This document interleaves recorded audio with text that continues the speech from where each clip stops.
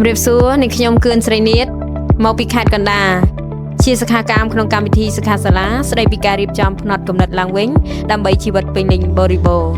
បន្ទាប់ពីនេះខ្ញុំទទួលបានមេរៀនគឺតកតងទៅនឹង Learn មេរៀនទាំងអស់នេះខ្ញុំនឹងយកទៅចែករំលែកក្រុមគ្រួសាររបស់នាងខ្ញុំក្នុងសហគមន៍បងប្អូនជុំវិញខ្លួនរបស់នាងខ្ញុំចា៎សូមថ្លែងអំណរគុណដល់អង្គការសាស្ត្រាចារ្យបណ្ឌិតសង្អៀបសូមថ្លែងអំណរគុណដល់គណៈចាត់តាំងកម្មវិធីសូមថ្លែងអំណរគុណដល់សិក្ខាកាមទាំងអស់ដែលបានចូលរួមជាពិសេសសូមថ្លែងអំណរគុណដល់សាស្ត្រាចារ្យបណ្ឌិតចនីដែលបានខំលះបង់ទាំងកម្លាំងកាយកម្លាំងចិត្តបញ្ញានិងពេលវេលាដ៏មានតម្លៃសូមគ្រប់ជូនពរដល់លោកសាស្ត្រាចារ្យបណ្ឌិតចនីសូមឲ្យមានសុខភាពល្អបរិបូរណ៍កម្លាំងមាំមួនអាយុយឺនយូរមានទ្រព្យសម្បត្តិស្រុកស្ដំមានសុភមង្គលនិងជោគជ័យគ្រប់ភារកិច្ចផងដែរសូមអរគុណភាពច្រើនចម្រើនចំណេះចេះច្រើនចម្រើនទ្រនាំមកជូនដល់